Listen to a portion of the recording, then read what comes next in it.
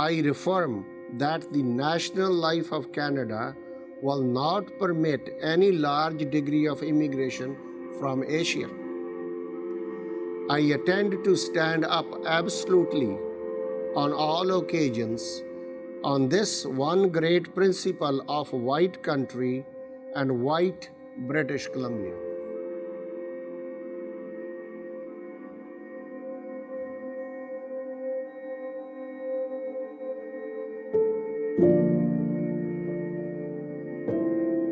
On May 23, 1914, the Komagata Maru entered the Burrard Inlet.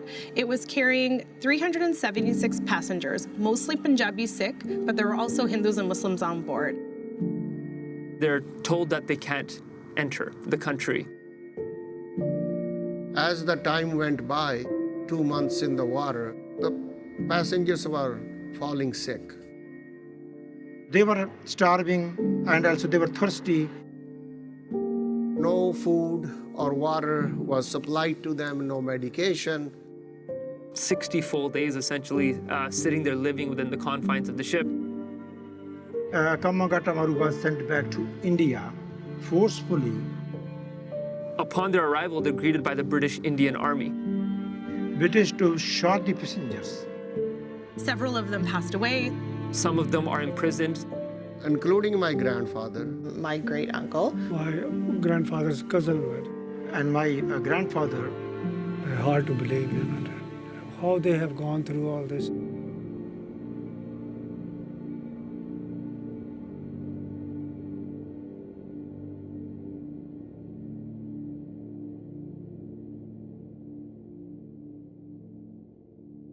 That's my grandfather, right here.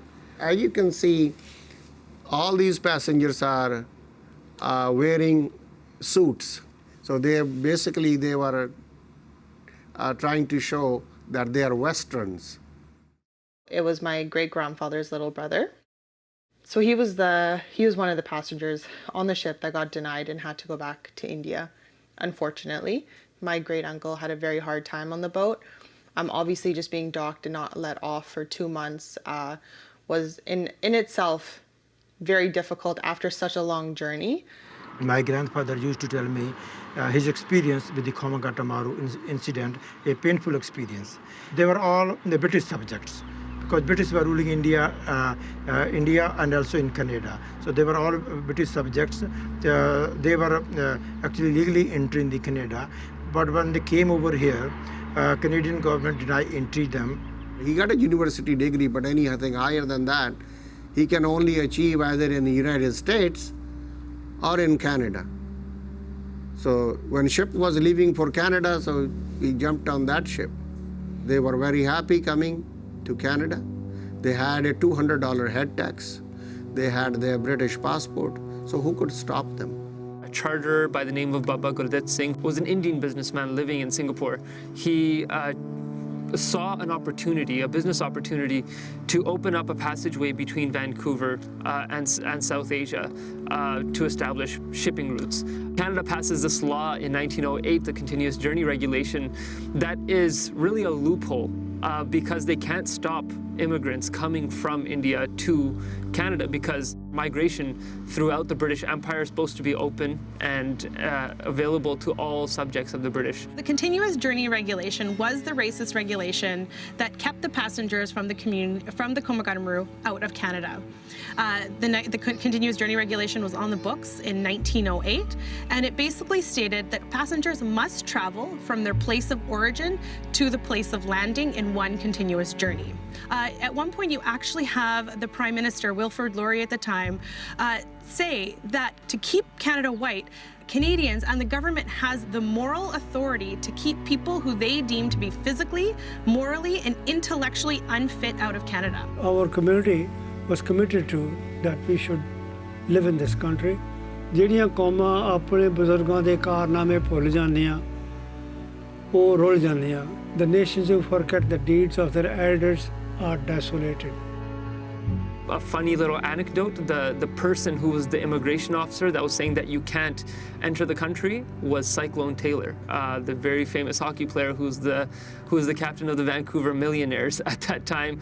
He actually spoke about what they call the Hindus and Hindustanis as immoral, as undesirable, as unfit, as not good enough to be citizens and to be Canadian citizens. So the continuous journey regulation was designed with this ideology in mind, this ideology of keeping Canada white forever, this ideology of seeing people of color as polluted, right? And there's something that's so derogatory and harmful about that we don't often speak about. And when we talk about the Komagata Maru, we talk about the racism, but we don't talk about how insidious it was. We don't talk about how deeply embedded it was in the systems and in the regulations that we have on the books. The social political atmosphere in Canada at that time, I mean, the most telling thing is a popular song that was sung at bars at that time was the song White Canada Forever. And it was really reinforced by governments at multiple levels. The same kind of fear-mongering that happens today around migrants stealing jobs and that kind of nasty, toxic rhetoric was existing at that time. Even Vancouver City the municipality was one who objected. They were called Hindus. Actually, it was a mayor at that time. He was the one who refused her. Mayor Baxter at the time, I think he was the 16th mayor of Vancouver, spoke about keeping Canada white and keeping Canada a white man's country. We also know that he had organized an anti-Asian rally in the city of Vancouver and really spoke, and this really speaks to the desire to keep people of color out of the city. Harry Stevens spoke in the, there was 2,000 crowd were there, and he spoke against the Komagata Maru passengers. He stated, we want to keep the Canada white and British Columbia white. This is a threat to their white community here. South Asian community and First Nation community also provide the passengers with food and water. Even that was limited because the Canadian government official restricted the community, South Asian community and the First Nation community to access the ship. But they did try their best. A few hundred officers and immigration department officials entered the Burrard Inlet in the middle of the night and tried to remove the Komagata Maru by force.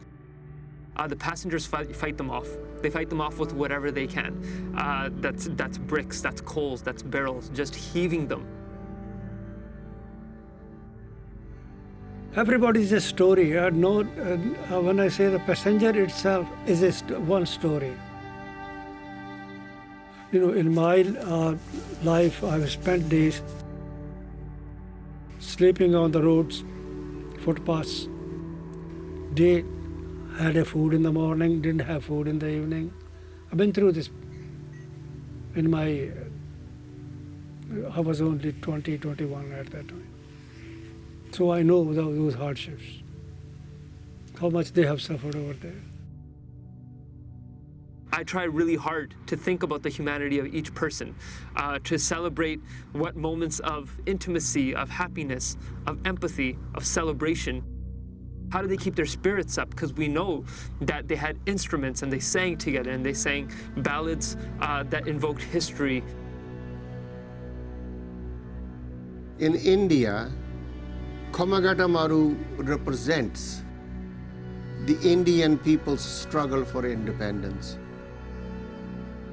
and was the turning point in India's freedom movement because people got the true picture that what British are telling them is not true.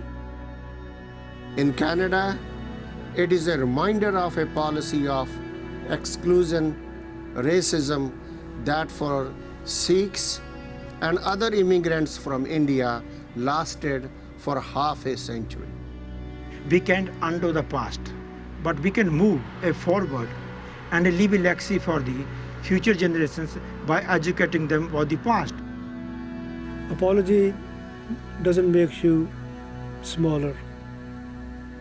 It actually reflects your personality. I don't know what our lives would have been like had he actually been allowed here and my family started here quite early. That's lost history. Every individual's existence matters. Every individual story matters. The bigger stories are the easier ones to recognize. Therefore, it's our job to investigate to explore, to reimagine, to interrogate the histories that we know and that we don't know.